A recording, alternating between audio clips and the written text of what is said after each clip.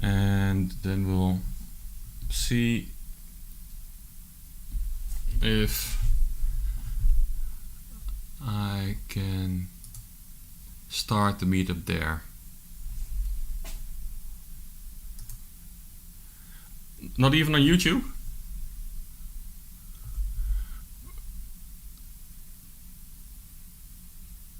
Okay. Okay, and is there sound also? Because I cannot check that myself. 1, 2, 3. 1, 2, 3. There must be a delay with what you hear through Jitsi. Is there something to be heard on YouTube? Because then we... Okay, then we can start. I'm sorry, somehow, some way, there was a technical problem with Jitsi. And so I have put the link to the YouTube channel in the chat, and then we'll just play it that way. There are more ways to skin a cat. Okay, I will disconnect my headphone, otherwise I'm going crazy because of the things I hear and the things I say.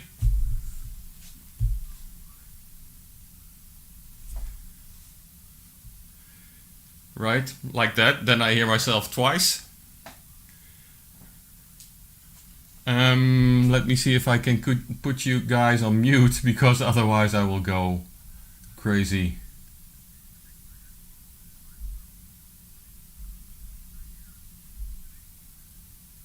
Okay, now if you would like to interrupt me, then you'll have to press the space bar on your keyboard. Otherwise I will hear myself through my microphone, through YouTube, through Jitsi and back. And that is driving me crazy. Good evening. After a little bit of a delay.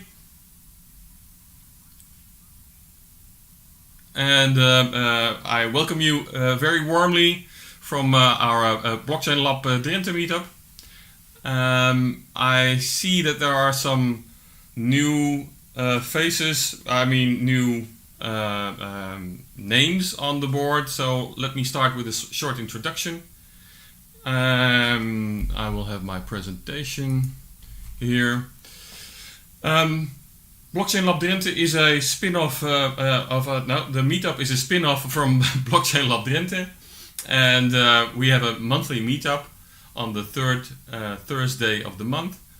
Our foundation, Blockchain Lab Drenthe, has as a goal to share insights and knowledge about the distributed ledger technology in the most broad sense of the word, which means helping students, entrepreneurs, helping governmental bodies with research and implementation of blockchain. We have a certain format to these meetups, and the format is we do a small piece of information about markets and general news items concerning blockchain. Then we have 2 other topics. Mostly one of them is a more technical, and one of them is a more general topic. This evening we're going to talk about the latest scams and the latest news in blockchain land. That's what I'm going to do. Then Jeroen is going to talk about decentralized finance, what it is and what you can do with it. And then I'm going to have a talk about proof of stake, proof of work, proof of anything, what you would call consensus protocols. So the first part of the evening is blockchain news, and I always start with talking about what's going on with Bitcoin. And last month was had much better news than this month. So you can see here this month's Bitcoin prices going a little bit down and up, but when we look month to month, we are only up 4.7%, which is nothing for Bitcoin. I mean, they go up and down 10, 11, 15% in a day, and so plus 4% in a month is nearly nothing. What you can see is that there's a little bit of an uptrend, but that was something, these lines which you can see is something from my former life in the financial world, where I used to work as a technical analyst, and where you would draw support and resistance lines and use indicators to predict, and predict is a very dangerous word, but to talk in what is percentages of the mark going up, and percentages of the chance of the mark going down. And at this moment, looking at these charts, what the weatherman would say, the chances of rain are a bit larger than the chances for sunny weather in Bitcoin. So I don't think that people in holding Bitcoins or hodling Bitcoins are very content with what is going on. Of course, these Bitcoin prices are influenced by a lot of factors. For instance, what is going on in America between Trump and Biden. It has a lot of consequences for cryptocurrencies in general.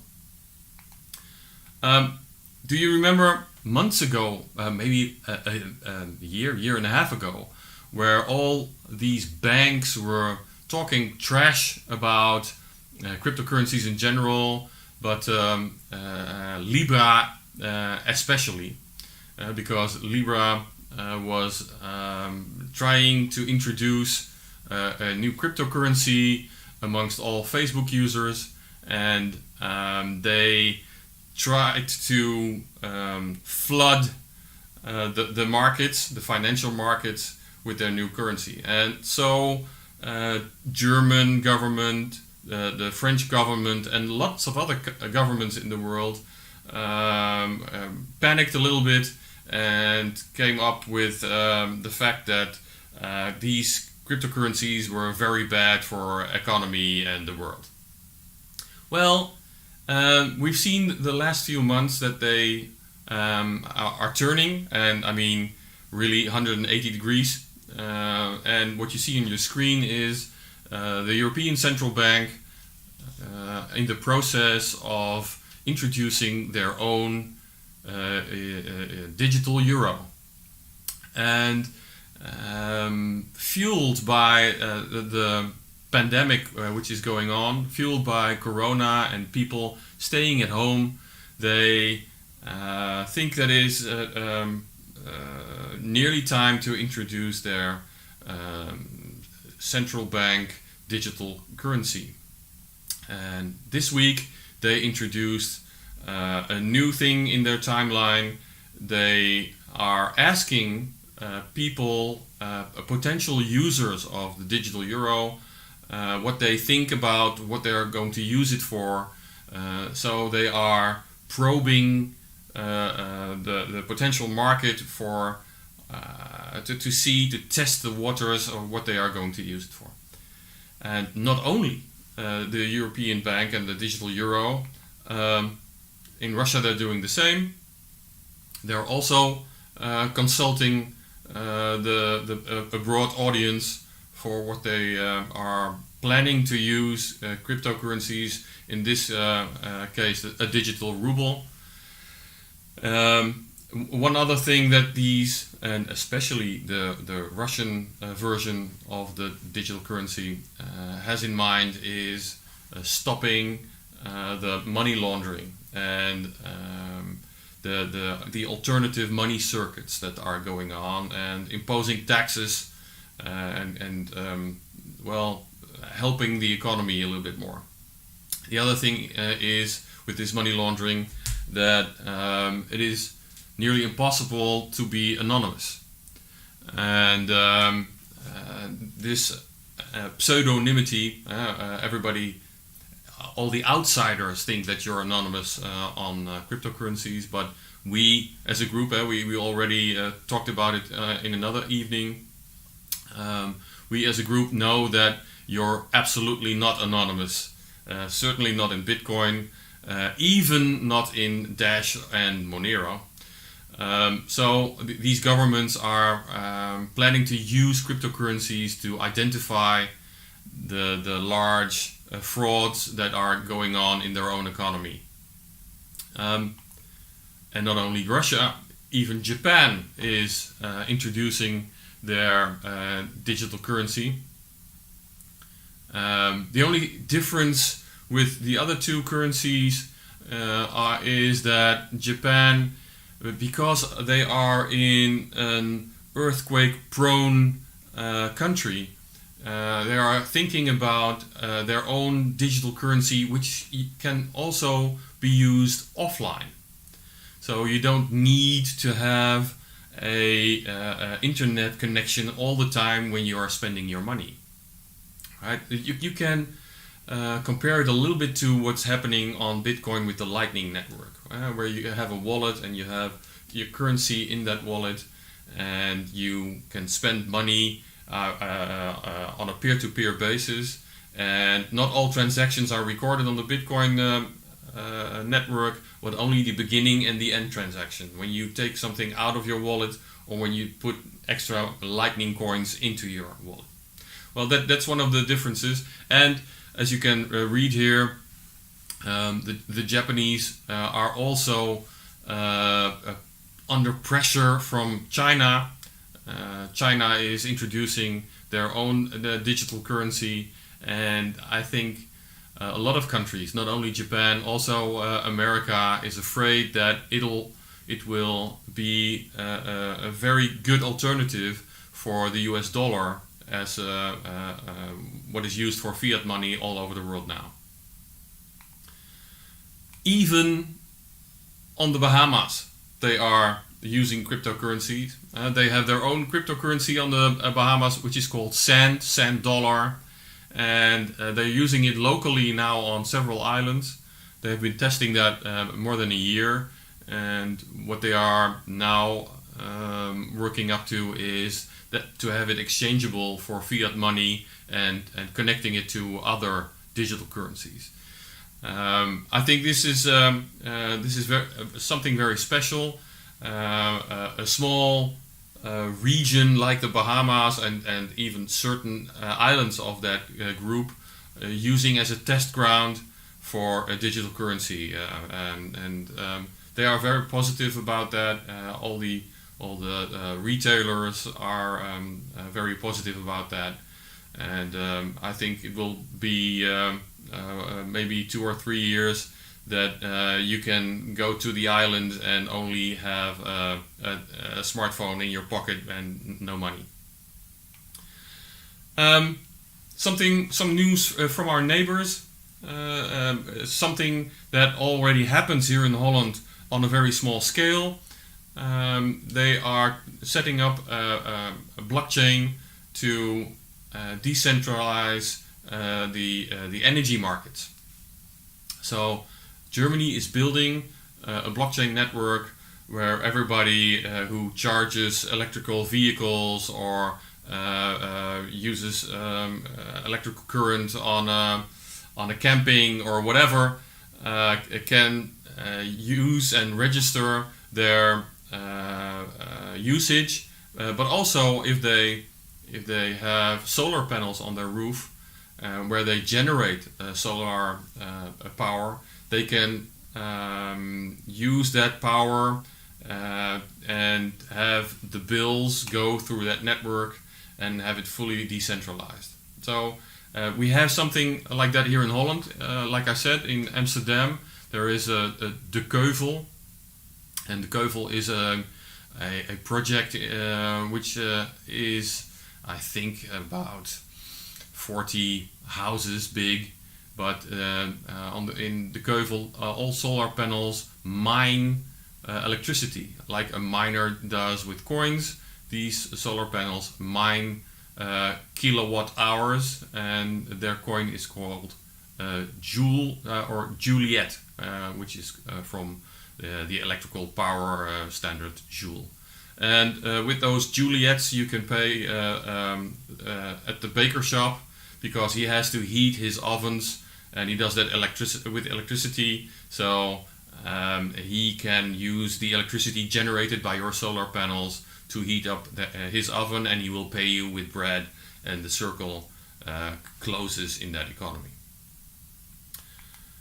Okay, one more item, and most of the time I close with a scam, and I'm still not certain if this is a scam or not, but what you see here is the first crypto cruise ship, and there's an Australian company which bought this ship, and they are currently renovating it so that there are people like digital nomads or crypto startups who don't want to have a country where they are situated, stateless. They can go and live on the boat.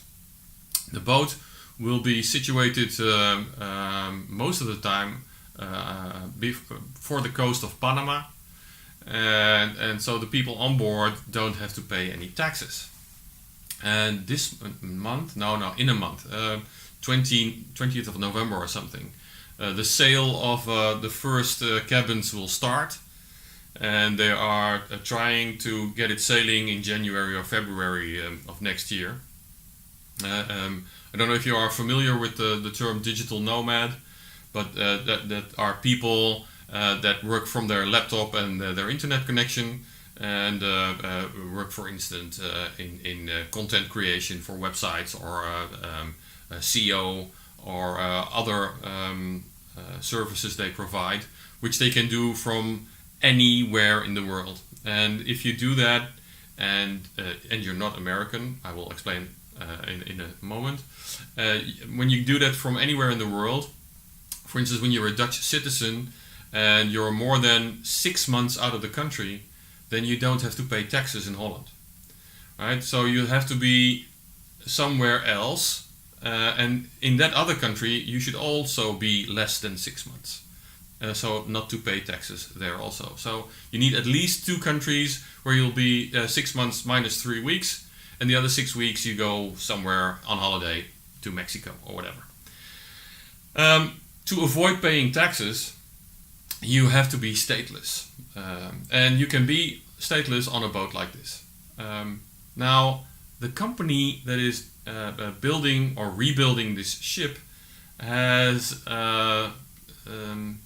somewhat troubled reputation. They have been building some other maritime projects also that were not completed. So that's why I posted it in the category scam, because I doubt that this will become reality. But if it becomes reality, people can pay on that boat with anywhere where they want with crypto. You can, of course, pay your cabin, which you can buy. These cabins start at $25,000 to $50,000 dollars. So for someone holding bitcoins, that'll be 4 or 5 bitcoins. And let's see what is going to happen, if this ship is going to sail really or not. That is my general information. Let's now switch to Jeroen, who will talk about decentralized finance. Let me check if there is a question in the chat I have to answer. I see a question. Let's ask Adri later on. What should I answer?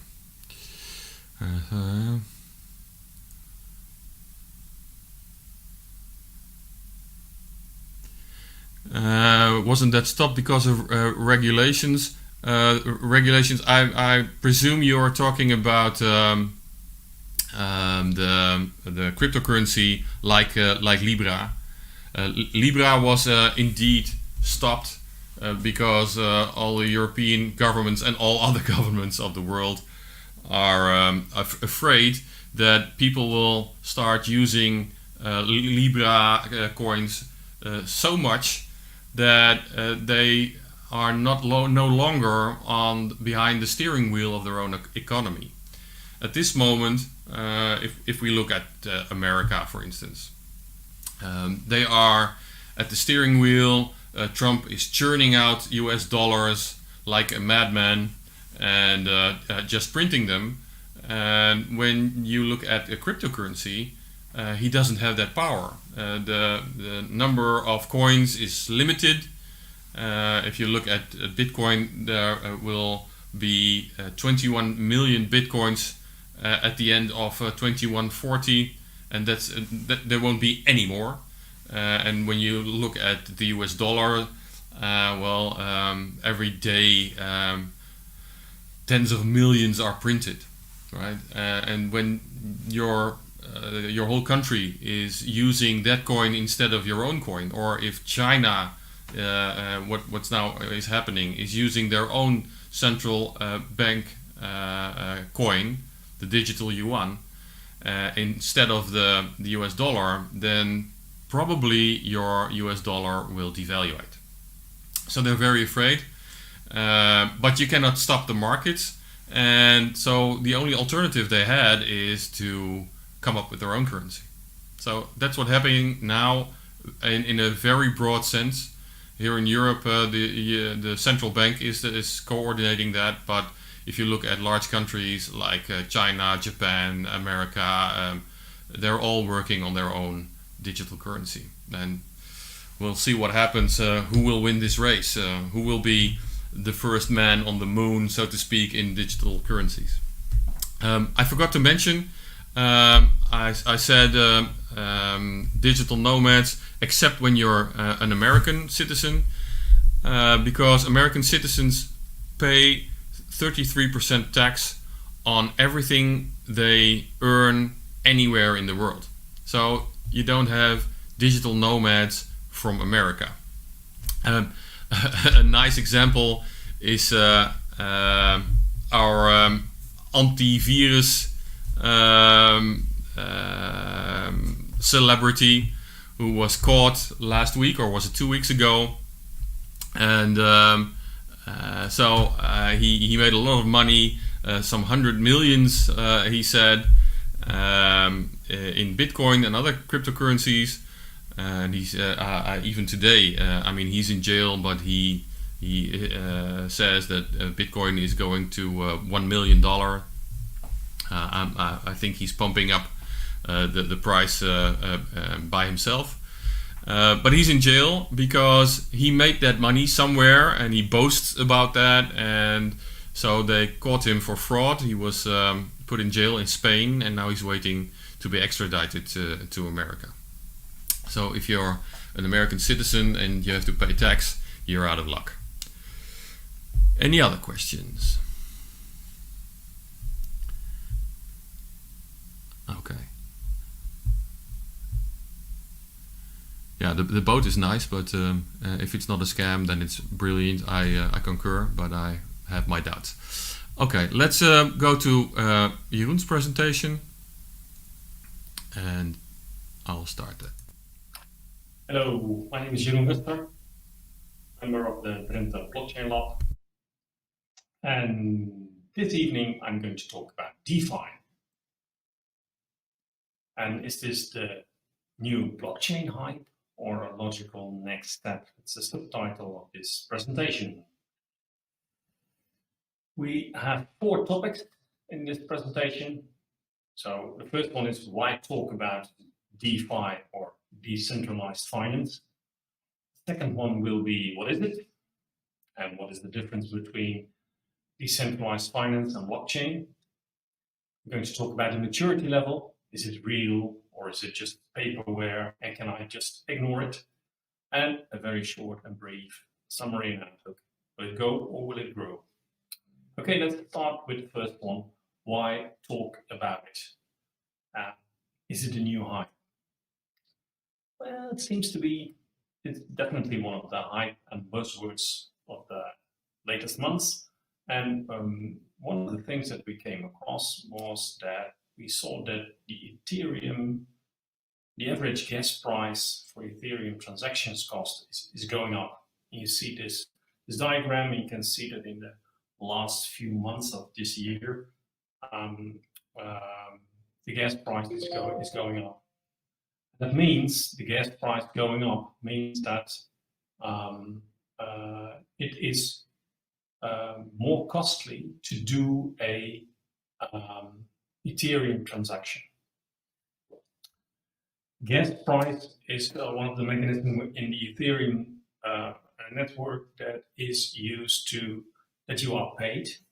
You offer it to the network, and when you pay more gas, it is more likely that your smart contract will be executed. When this gas price goes up, you have to pay more to get your smart contract executed. And one of the reasons that this gas price is going up is that there is a large volume of transactions offered in the Ethereum network. And interesting is that this large volume of transactions comes from a popular decentralized exchange. In this case, one of the sources is Uniswap. I'm going to talk about that. This is an indication that something is going on. Something is popular in this network.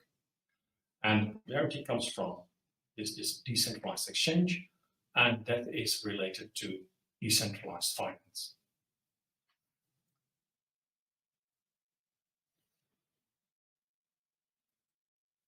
Well, what is Uniswap? It's well, you can see it here. You see a screenshot. It's a place where you can exchange tokens, common tokens on the Ethereum network, and you can swap it for other tokens. An exchange. One of the things that it makes very special is that it is a completely decentralized exchange. It's something that is organized by the network itself. And it's immensely popular. People are using it to change their Ethereum for IOTA tokens, for instance, or vice versa. There's a large list of tokens that are supported by Uniswap. And Uniswap is one of the examples of a DeFi application. Well, when you dive into DeFi, you see that there are lots of websites say, well, this is the big next thing. And they come with a list of benefits that are supposed to be connected to DeFi. Well, are really the benefits or are the promises of DeFi? That's not exactly clear at the time, but let's go through this list. First of all, there is the accessibility benefit. By using DeFi for financial services like getting a loan or getting a mortgage or having a savings plan, they say that by using DeFi, all these services become accessible to a larger group of people than that is now the case. Because everyone with access to the Ethereum network can make use of these services. And I now mentioned Ethereum because it's a popular network, but if these decentralized finance applications are served on another blockchain network, you have to have access to that network, but you're there. So there are no barriers to make use of these kinds of services. These services are autonomously operated. That means that there is not some kind of person who's doing that, but it's the network itself that organizes these financial services. So being very accessible means also that it's inclusive. You're not discriminated. You will not be excluded because the service is there. Everyone with access to the network can make use of it. It's supposed to be very fast. Well, okay, maybe that's not a very good benefit or a very good promise. Privacy, maybe that's also something that we have to look into. It's definitely innovative. It's a new way of offering financial services without the need to make use of centralized authorities for financial services. Okay, why is this important? Well, it could be important from a cost perspective. When you look at having a new mortgage, a new hypotheek in Dutch, it means that you have to bring somewhere between 1,500 and 3,000 euros to have a new mortgage on your house. And that amount is not paid to the bank, but to the person that arranges all the contracts for you for having this new mortgage. So the middle person in the current centralized financial services make money by offering their services to customers. Checking account also costs you money. Insurance, I'm not sure what. And there are, of course, interest rates for banks. If you have your money stored saved in the bank, in a deposit, you probably have to pay when it's a large amount of money. So existing centralized financial services cost money. Wouldn't it be great if you could cut out all these costs by having programs, decentralized financial programs doing all these things for you, so that you can make use of the same kind of service level, but you don't have to pay the money to get, for instance, a new mortgage. That's what DeFi is about. Okay, so the reason why we should talk about it is clear. There is a big benefit here. There is a lot to gain by having financial services offered to customers without the money that is currently involved in offering these services. Okay, let's go into and see what it is. What is DeFi and what makes it different from blockchain? Okay, looking at decentralized finance components. Well, first of all, you need an infrastructure. And one of the popular infrastructures for decentralized finance at the moment is Ethereum. The reason why Ethereum is a popular infrastructure for it is because it has a smart contract mechanism that can be used to execute these financial services. I'm going to talk about that. Then you need some decentralized money or tokens or cryptocurrency that you can exchange in this network. So when somebody says, I want to have a new savings account, then you need some currency in which you can express the value that you have and that you can store it in the network. The last thing that you need is that you need some automatic programming. You need automatic programs or that are in fact the execution of the financial services. And this is the place where something like Ethereum comes to life, because it has this internal mechanism of smart contracts that can be executed when some trigger is met. Well, that works in the following way.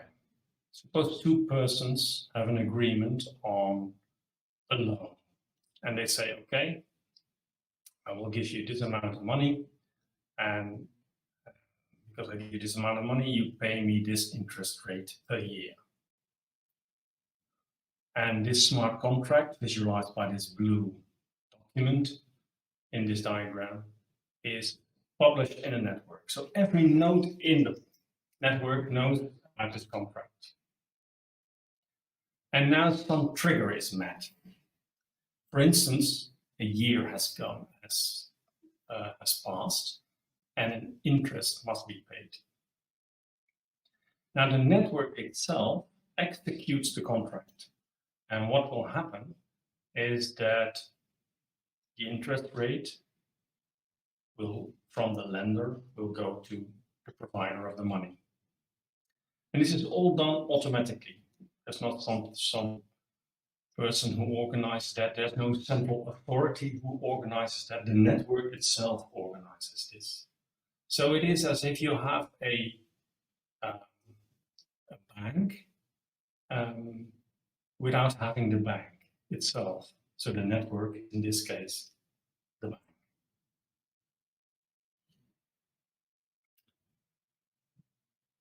Trying to make a connection between central authorities, no central authorities, and the kinds of services that are provided.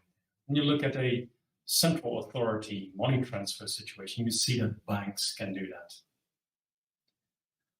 But banks are a central authority. You cannot become a bank without a very complicated process where you are checked and checked again, and then you become a bank in a country. When you look at a blockchain network, it can have that's the same functionality, but there is no central authority. You can transfer money in a blockchain network just because the network is there. It's part of the functionality of the network. Now, when you look at things like loans and saving plans and insurance, financial services, you see now that in countries, these are most of the time centralized, or you need to have some kind of level of trust before you can provide these services. Now, DeFi is the loan saving plans and insurance functionality that is provided in networks without any central authority. So they are direct competitors of people who provide financial services in a situation with no central authority. And this comes to the following division. When you look at the example of a centralized exchange, you see that this centralized exchange is a kind of financial organization, where this financial organization is the ruler. They are the organization that rules this centralized exchange. And by being this ruler, they are also committed to the rules that they have in their organization. But as a trader, you need to trust that financial organization before you go there, because you say, okay, this is a financial organization that I trust, so I will do my trading business here. So you have rulers and rules. When you look at the decentralized competitor of this centralized exchange, things are a little bit different. There is no real ruler. There is an algorithm-based platform that organizes the same functionality. So you could say, well, this platform is the ruler. But there is a bit of a difference between a financial organization with a board and a direction and an algorithm-based platform. In essence, this algorithm-based platform can very easily be checked, because all you have to do is what rules are implemented in this platform to see if I trust it. So in the decentralized version of this exchange, you have the rules, but you don't have the ruler. And I think that's pretty cool. Okay, let's go to the maturity level. Is it real, or can we just ignore it? Well, there are lots of websites that are about decentralized finance. On one of these websites, I found the following list. Here you see categories of financial services, ranging from alternative savings, infrastructure, lending and borrowing, to stablecoins, marketplace, know your customers and identity. And the number behind this is the number of projects that are connected to this category. lots of initiatives. So it's very cool. So this is a very vibrant community with all kinds of new projects that are already taking place or are just started. So it looks like it's already a mature market which you can go in and make use of all these services.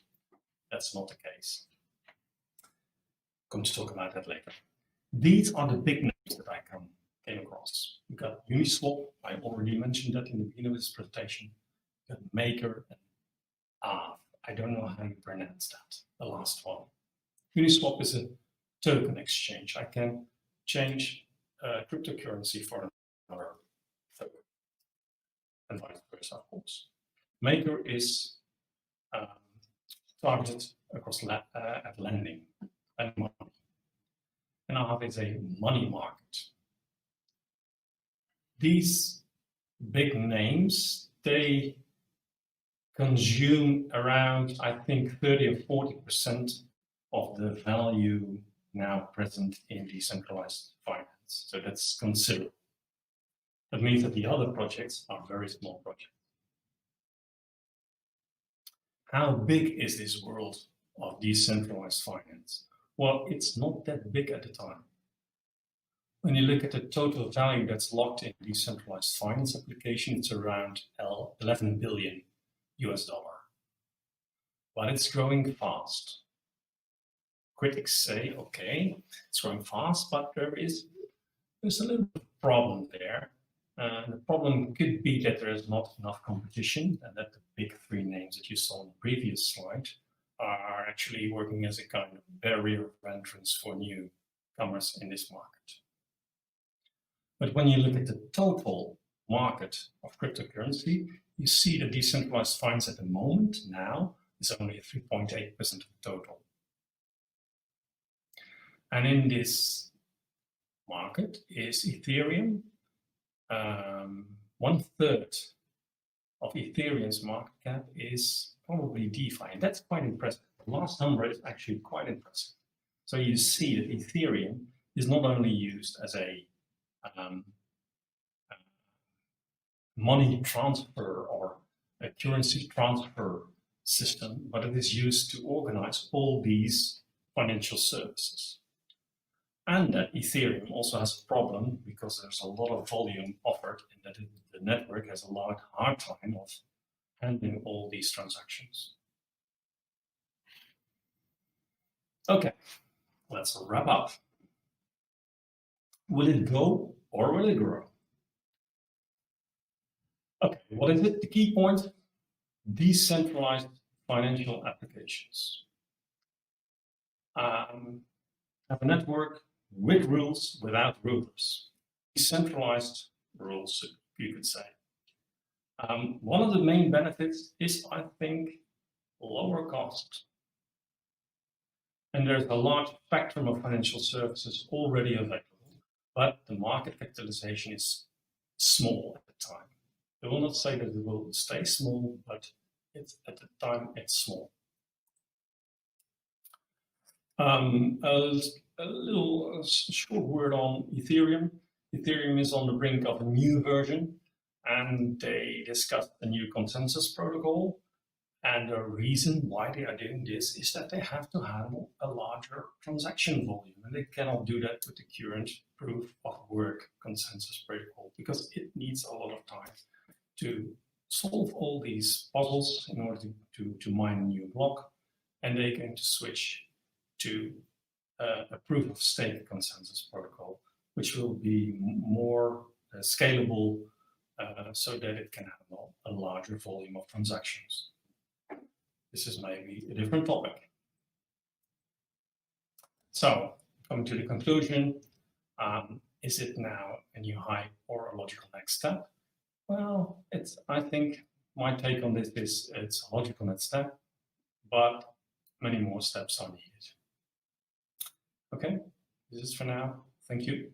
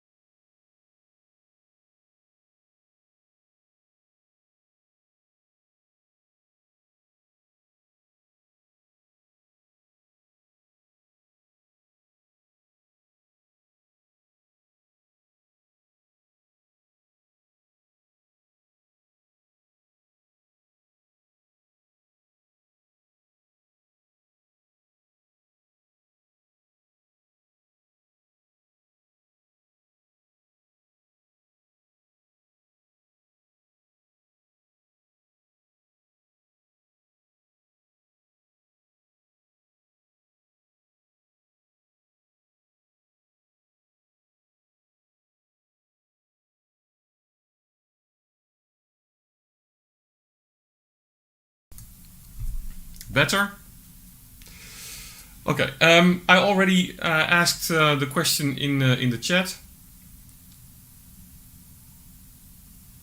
but do you think that blockchain, in this case DeFi, is going to cut out the middleman? The sound now better or not? Because okay, the sound is good. I'll start again, no problem. As you can see in Jeroen's presentation, the DeFi is changing the financial world, the financial services. Let me check what kind of a message I have. No sound. No sound? Still no sound? Somebody says there is sound. I'm going to presume there is sound. So here you saw people lending money through cryptocurrency and DeFi markets.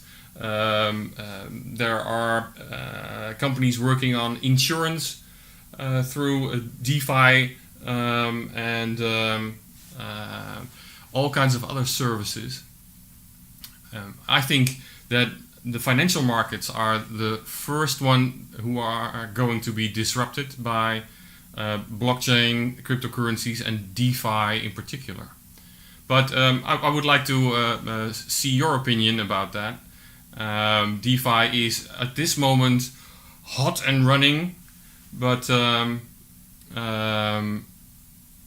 we are seeing only the start of this new technology, right? I mean, somebody is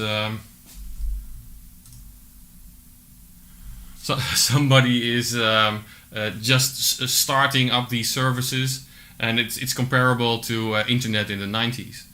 But wouldn't it be great if you can get a mortgage, like Jeroen said, without anyone doing a background check, just looking at the facts, no discrimination, no other things going on, and we'll have a fair market.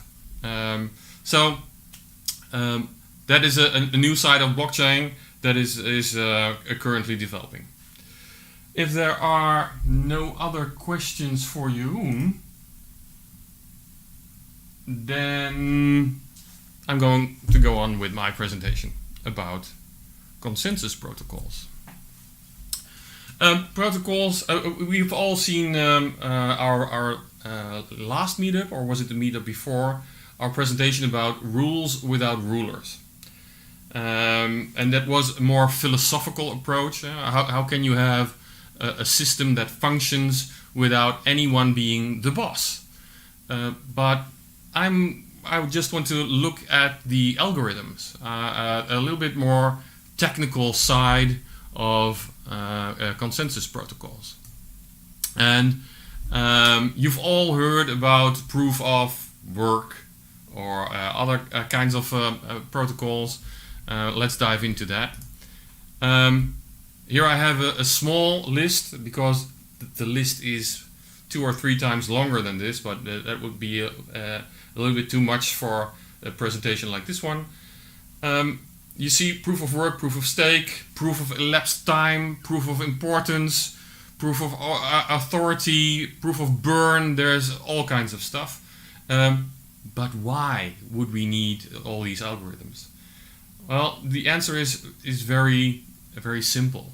We need somebody to verify that these transactions we do on a ledger are correct, right? And we need that to be a reliable answer, right? And in proof of work, that is done by a lot of puzzles being solved, right? I think you can all remember the times we demonstrated that on the website of Anders Brownworth, where we had these screens where we could put in some data and then have it look for a nonce, and when it found the nonce, then we could make a new block on the chain that was on the screen.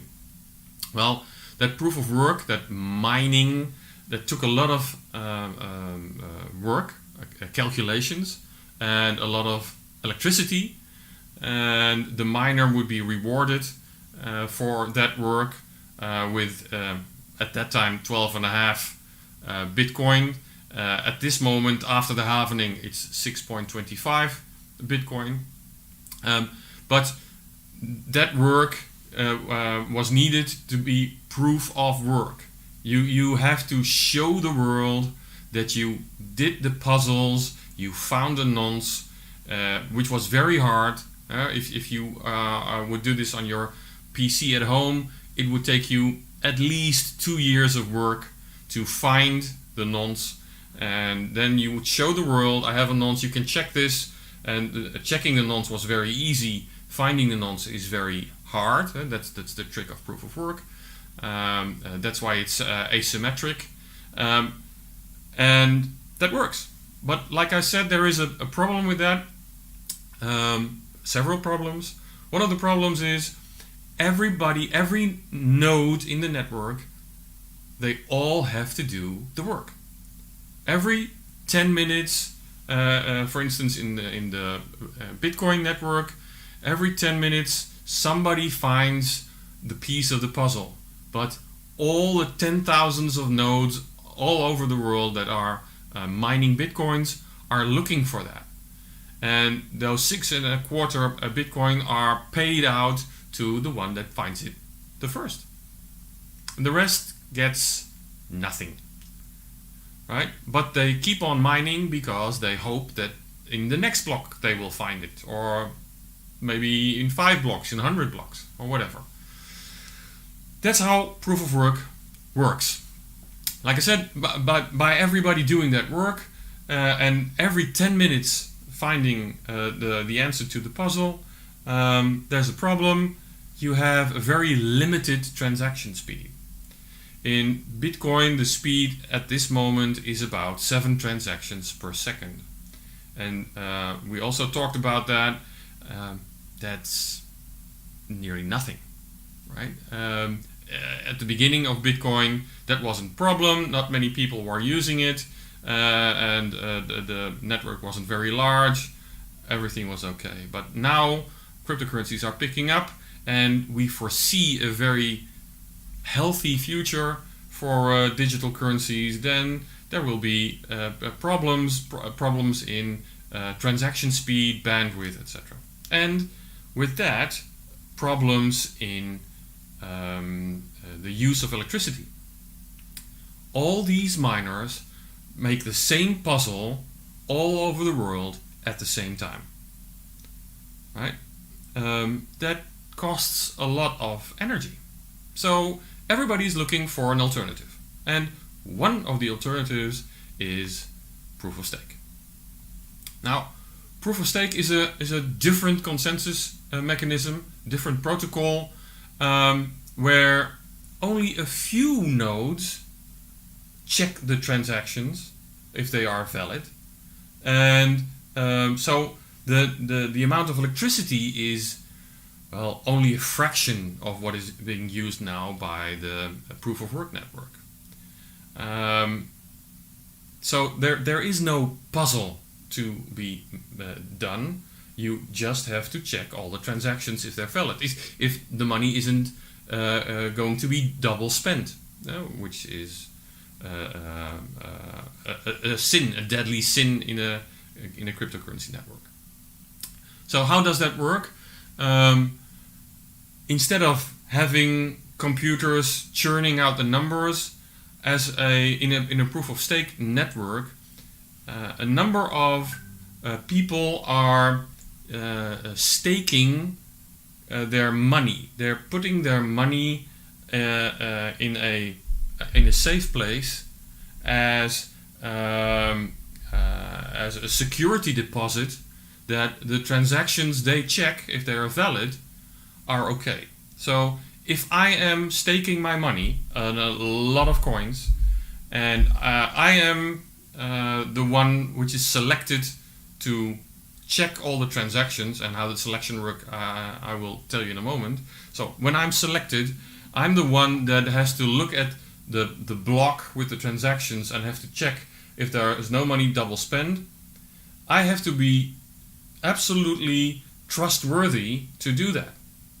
Now, not everybody in a anonymous network is trustworthy, and that's the one, I think, nicest thing about public networks, about distributed ledgers, is that the network provides the trust, right?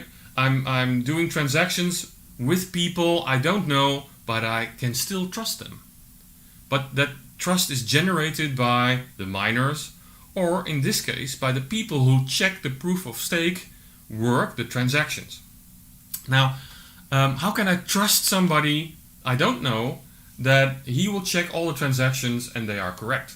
Well, you can do that by putting a very, very large fine on when he makes a mistake.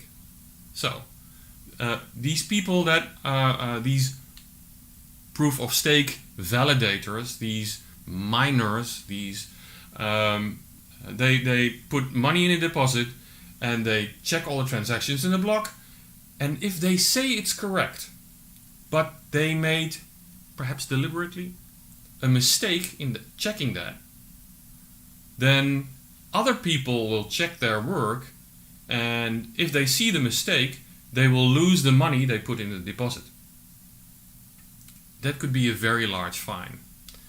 All right, so because of this sanction, this fine, they will stay honest. Now, there's something else. Not everybody can check these transactions. Well, now I'm saying that incorrectly.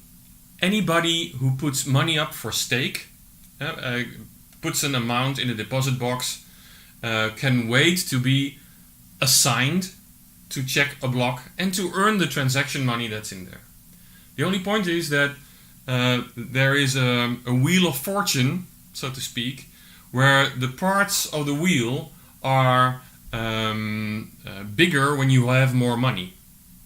So when you only have a few coins, you can stake them, but the chance that the wheel of fortune will select you to check the next block is only very slim.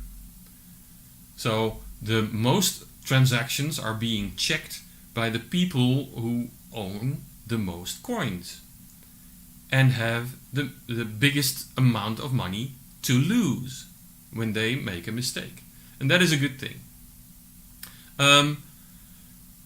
The next good thing about that is that when somebody is checking those transactions and is making deliberate mistakes, right, attacking the network, so to speak, then because they want to double spend their money or whatever, then the network will not only take away that money, but because of the reputation damage they bring to the network, the rest of their money, because they are big whales, the rest of their money will also decrease in value, right? So there are two kinds of punishment they will have when they make mistakes, and so they are being kept honest by these fines and these financial repercussions. Here you can see some of the differences between those two systems. So with proof of work we have miners, and they calculate and they mine these blocks. In proof of stake there is no competition. There are not lots of people around the world doing the same calculation. No, somebody is selected by the Wheel of Fortune, and okay, you can mine, they call it forge, you can forge the next block, and the transaction amount of all these transactions can be yours, but you'll have to put your money in the deposit, and don't make a mistake, otherwise you'll lose it. In a proof of work, you can see it here. In a proof of work network, you can do a 51% attack, which means that if you would own a lot of mining machines, and look at the hash rate. If you would own 51% of the hash rate, the computer power in the network, then your computers could be used to say to the network, no, this is a correct block. All the transactions in that block are correct, even if they are not correct, even if there is money being double spent. But because you are the majority of the network, then you can tell that to the rest. You have to own 51% of computing power. That in itself is a big trick. I mean, if I would like to own 51% of a certain network, and I would have to start from zero, let's say the rest of the world, what is happening now is currently 100%, and I would have to buy another big chunk, equal size as the 100% now, right, to get to that 51% computing power. So I would have to fly several Boeing 747s to NVIDIA to buy all these new graphic cards and have them compute and mine all these blocks. But it is possible, right? It's very hard to do, and we would certainly notice somebody buying all these graphic cards and building up this computer power, because the hash rate would go up and the complexity would also exponentially go up. But it is theoretically possible. In a proof of stake network, the only way you can do a 51% attack is by owning 51% of the currency. Right? So you would have to buy up all these coins and keep buying until you own more than 51% of the total value of that currency. Then you are able to do a 51% attack. Now, if somebody would start buying to go up to 51%, then the prices would go up and up and up and up. So he would spoil his own market by buying and buying and buying, right? The rest of the world would have to sell nearly all their coins to get him to 51%. So it's harder to do a 51% attack in proof of stake than in proof of work. Let's say I do a proof of work 51% attack and I do not succeed. Right? I have all these machines piling up and I have big halls filled with all these computers and my electricity bill is going through the roof, and I don't succeed. Then I could still use all these computers to attack another currency and try a 51% attack on a certain altcoin and see if I can succeed there. The money which I put into all these machines is still there. If I do a 51% in a proof of stake network and I do not succeed, the money is locked. I cannot use that money to do a 51% attack on another coin. It's all in this coin, right? And there are even scenarios where the rules of that currency would be rewritten. There would be a fork where your amount of money, your 51%, would be excluded from the rest. So an attack is even more unlikely than in a proof of work situation. Now, the miners in the proof of work network do a lot of work double, right? They all try to solve the same puzzle, not exactly the same transactions, because if everybody would do the same puzzle, the outcome would be exactly the same. So a miner in a Bitcoin network has a pool of transactions and he can pick out the ones he wants to put in a block and try to find the nonce. But computers are enormously fast, so if you are certain that you do the same work as your neighbor, then if he has a faster computer, then he would get all the transaction prices and the fees. So what they do is they swap out transactions from the pool into their block, and they start calculating again to have a slightly different block and to have a better chance of finding a nonce or finding it faster than somebody else. And in proof of stake network, you don't have that. You have a small amount of people that are doing the work, and that's it. The rest of the world is relying on them and relying on the fact that they don't want to kiss their money goodbye. So in proof of work we have miners, and in proof of stake we have forgers. And here are some of the advantages which I already mentioned.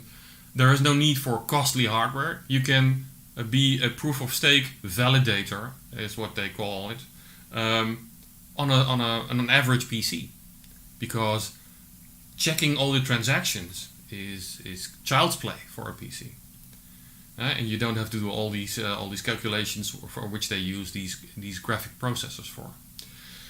It doesn't have to consume high electricity power, right? All these people that are complaining about the network consuming as much as Iceland or some South American country, that's done for. A proof of stake is only a fraction of that. The proof of stake network has more loyal validators because they are invested in that coin. You need to have a big pile of coins to get a lot of transactions assigned to you for checking. And validation becomes faster, right? Now we have on Bitcoin a clock of 10 minutes. On Ethereum there's a clock for every block of 45 seconds.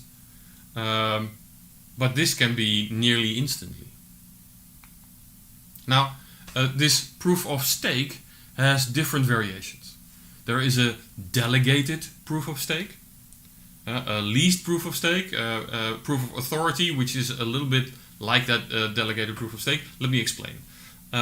With the normal proof of stake, you have a wheel of fortune which selects the next person that can look at a block and forge it, validate it. Now in delegated proof of stake, you have a more democratic way of doing that. In a delegated proof of stake network, you have witnesses and delegates. And witnesses are a group of people that, from which the person who checks the transaction is selected. These group of people, it's like an election, a democratic election. They are elected by all the people who have coins. This committee of 20 witnesses is trustworthy, and we trust them to check the transactions.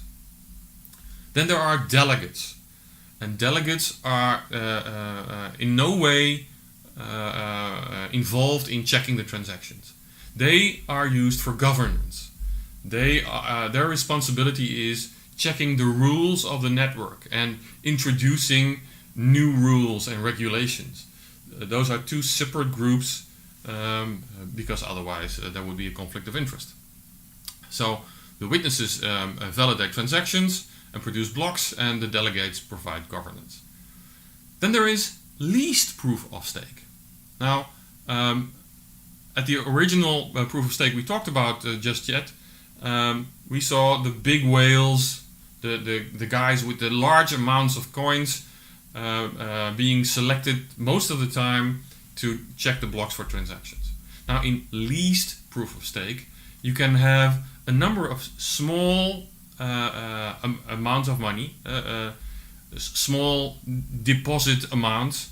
They can pool up their money to make a large swimming pool of money, and which then can be used to go into the proof of stake protocol and also be selected. It's like when you have mining pools at the moment, right? When we talked about that, all these you can have your own small single miner in your home, which mines Bitcoin, but you're just a fly on the wall. You're a speck in when you compare it to these large mining farms, right? And when you get assigned, when you're the first one to mine a block and you get these 6.25 Bitcoins assigned to you, then you're extremely lucky. But the guys who have 1,000 miners, they have a bigger chance. Now, the same is with leased proof of stake. So you have large companies, institutions, or people with large amounts of coins that are more likely to earn money off proof of stake transactions. Or you can have lots of small investors that put all their money on a big pile, which is also considerable, and they use that to go into proof of stake protocol. Now, that not only enables these small investors to also get themselves a source of income, but it also is the basis for lending money, because you get a reward for staking your money into that pool. Or these guys, you could see it the other way around, the owners of the pool are lending your coins and paying you interest. Okay, then there is proof of authority, and that always reminds me of the system we have now. We have notaries, where you go for your last will and testament, or you have to sign legal documents. You go to your notary. He's an authority, a legal authority. Well, you have something like that in the consensus protocol also. You have most of the time that's in a closed network. You have a certain amount of people that are trustworthy, like the witnesses in delegated proof of stake. That's why it looks so similar. So you have a number of people that are trustworthy, and they're selected on the basis of their reputation. So if they make a mistake, their reputation goes down the drain. It is like we had a few weeks ago in the Netherlands, some notary that was crossed from the bar. He's not trustworthy anymore, like you have with in the judicial system, where Moskowitz was crossed from the bar, and he cannot enter a normal court anymore to go there and help his clients when they have to be judged. So that's something like here. Also, you have a proof of authority. You have witnesses that are selected on the basis of their reputation, and when they make mistakes, their reputation is gone and they can never enter the network again. Now then you have a few exotics. Proof of elapsed time. Here the people are not only judged on the amount of money they have. No, they are judged on how long they are waiting to be the next one in line for checking a block. So everybody who wants to be a miner, a forger in a proof of elapsed time network gets a randomly assigned alarm clock. And it has to be truly random, which is a bit of a challenge. But they all have these little alarm clocks, and the one that is gives a sound, which is going. The alarm is going on the clock. He is the one that is that can mine the next transactions in the block. So it's purely random. And then there is proof of importance, where proof of stake they look at how much money that you have, but you have to have that static. You put the money in the deposit box and you have to leave it there, even when you already check the transactions. All the others have to recheck all the transactions, because if they say, well, you made a mistake, they take away your deposit. So you'll have to leave it there even after you checked the transactions. Now, in proof of importance, they look not only at how much money you have, they also look at how much you use it. So it's not statically in your deposit box. No, they are looking at how much revenue you make with your coins. Right? It's like I've been to Las Vegas a few times, and these casinos, they track every gambler. It's not only the gambler with the most money they favor, and they give drinks and dinners and theater tickets and free hotel rooms. No, it's the gambler that has the most guts, who stakes not only the most money, but also the most often, right? So if you win money and you put it back on the table and again and again and again, then they know they can make the most money from you, because every time you lose a little bit. Well, something like that is working in this protocol, in this proof of importance. They say, well, we're not looking for people who statically just put in money and leave it there just as an investment. No, we're looking for people who really support the network and are using their coins to pay things and to order things, work with it. So these people are selected more often from their wheel of fortune to check the transactions and get the transaction fee. Now there are many different protocols. That's why I put there proof of anything.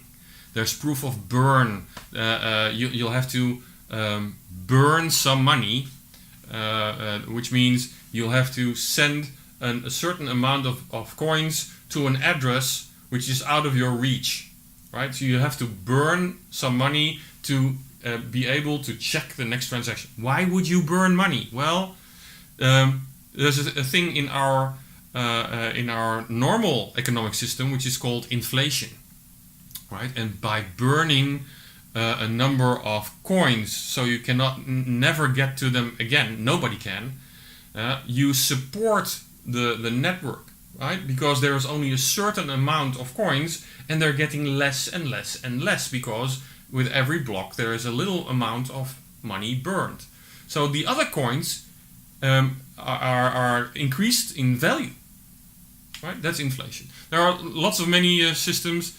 The point is, why do people use these different consensus protocols? And the biggest reason is transaction speed, right? I just told you that in Bitcoin the transaction speed is 7 transactions per second, or in Ethereum it's 45 transactions per second. Oh yeah, the block speed in Ethereum is 15 seconds, and the transaction speed is 45 transactions per second.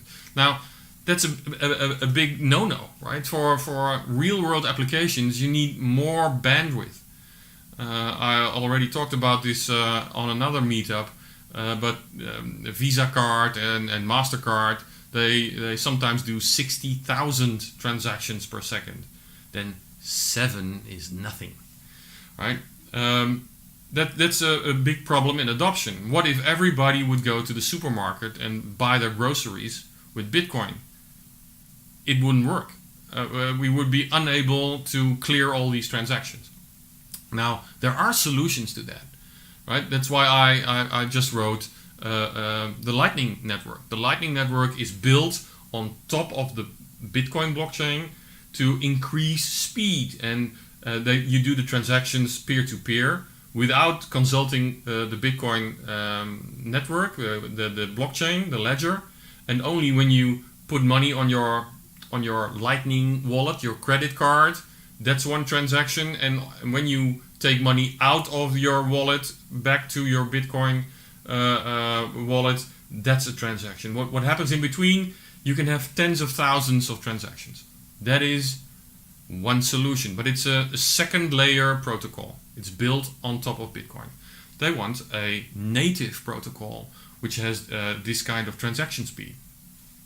That's one of the reasons they are changing their protocol to the proof of stake, and Ethereum is one that is going through this transition at this moment.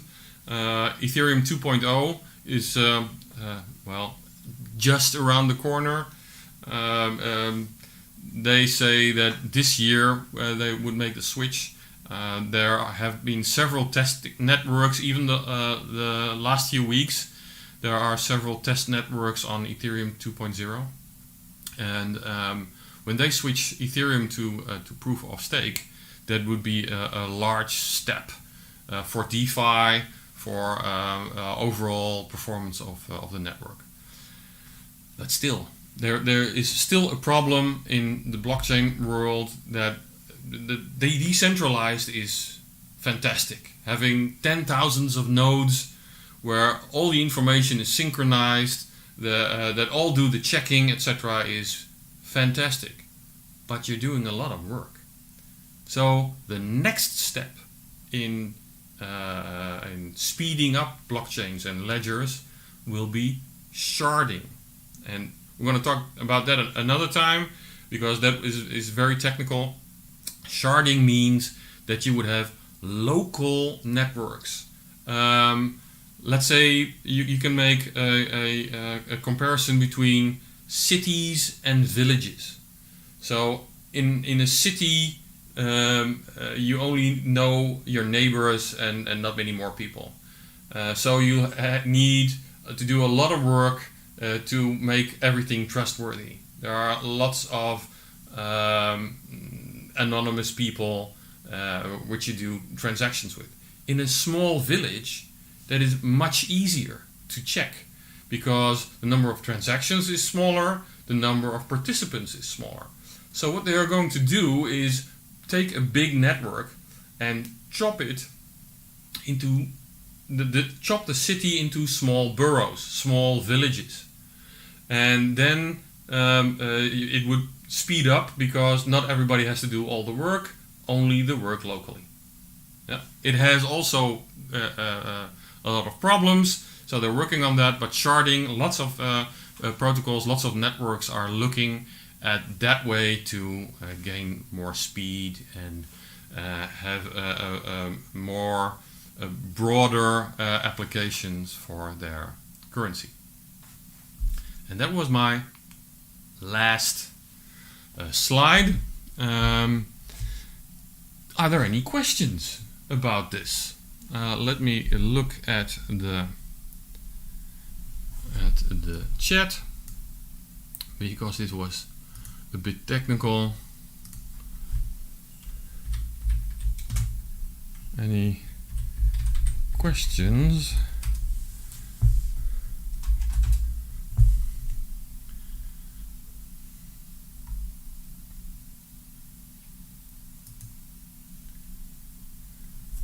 Let me check on the other screen.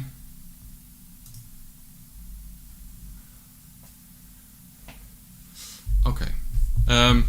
Well, if there are any questions, we can. I see most of the people are still logged in on our Jitsi instance of Meet and Waag. So what I will do is I will conclude this live stream, and now already give you the date of our next meetup, which will be November 22nd. Topics to be determined, but we have some guest speakers which would like to help us with our presentations.